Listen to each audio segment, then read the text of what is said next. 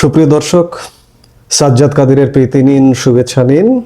এই মুহূর্তে আপনাদের সামনে কথা বলতে হাজির হয়েছে আওয়ামী লীগবিহীন প্রথম সংসদ ও তারেক রহমানের শাসনকাল, একটি বিশেষ বিশ্লেষণ নিয়ে আপনাদের সামনে হাজির হয়েছে।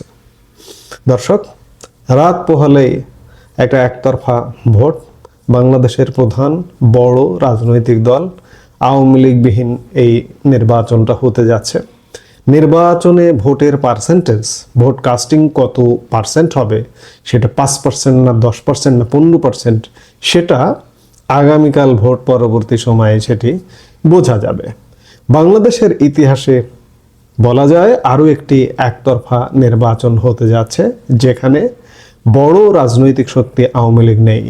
দৃশ্যত বিএনপি জোটের জয় এবং তারেক রহমানের প্রধানমন্ত্রী হওয়া এখন সময়ের ব্যাপার মাত্র। বিভিন্ন সমীক্ষা বলছে বিএনপি জোট প্রায় 200 আসনে জয় পেতে যাচ্ছে, আর জামাতে ইসলামী হয়তো 50টির বেশি আসন পাবে না।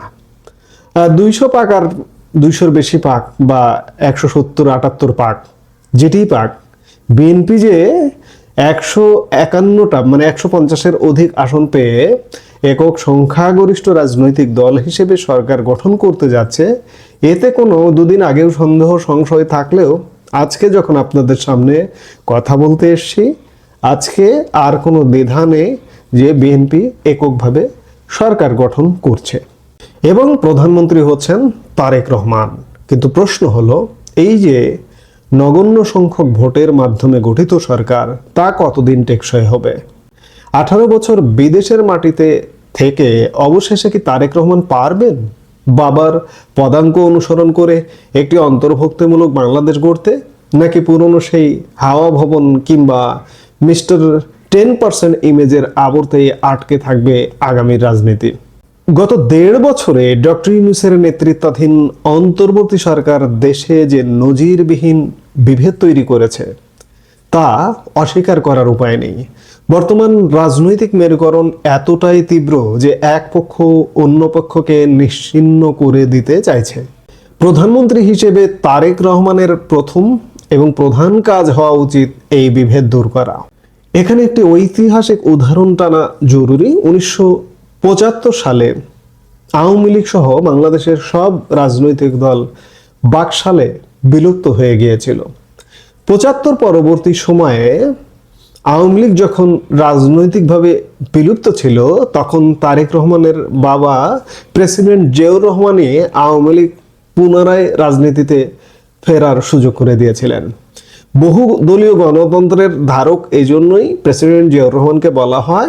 বহুদলীয় গণতন্ত্রের সেই ধারাকে যদি তারেক রহমান ধারণ করতে চান, তবে তাকে অবশ্যই আওয়ামী লীগের রাজনৈতিক অধিকার ফিরিয়ে দেওয়ার কথা ভাবতে হবে। মুক্তিযুদ্ধের নেতৃত্ব দানকারী দলটিকে নিষিদ্ধ রেখে বা মাঠের বাইরে রেখে কতদিন একটি স্থিতিশীল সরকার চালানো সম্ভব? যদি তারেক রহমান সকলের মত ও পথের সহাবস্থানের বাংলাদেশ চান, তবেই তিনি জন আস্থা অর্জন করতে পারবেন। দমন পীড়নের রাজনীতি শেষ পর্যন্ত ক্ষমতাকে ভঙ্গুর করে তোলে। গত 18 মাস ধরে চলা অন্তর্বর্তী সরকারের বিরুদ্ধে অভিযোগের পাহাড় জমেছে। বিতর্কিত চুক্তি, কেনাকাটায় অনিয়ম এবং উপদেষ্টাদের প্রত্যক্ষ পৃষ্ঠপোষকতায় দুর্নীতির যেসব খবর আছে, তা নিয়ে কেন যেন বিএনপি বা তারেক রহমান রহস্যজনকভাবে নীরব ছিলেন। তারেক রহমান কি এই অনিয়মগুলোকে বিচারের আওতায় আনবেন, নাকি ক্ষমতার পালাবদলে এই সিন্ডিকেটগুলো স্রেফ হাত বদল হবে? গত 1.5 বছরে বিএনপির তৃণমূল পর্যায়ের নেতাকর্মীদের বিরুদ্ধে দখলবাজি, চাঁদাবাজির যে অভিযোগ উঠেছে, তাতে সাধারণ মানুষ অতিষ্ঠ। তারেক রহমানের জন্য বড় চ্যালেঞ্জ হবে নিজের দলের এই উশৃঙ্খল বাহিনীকে নিয়ন্ত্রণ করা।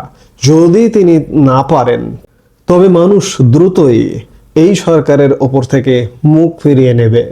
তারেক রহমান দীর্ঘ 18 বছরের নির্বাসন কাটিয়ে দেশে ফিরে নির্বাচনী প্রচারণা চালানোর সময় কিছু অসামঞ্জস্য কথাবার্তা বলেছেন, প্রতিশ্রুতি দিয়েছেন।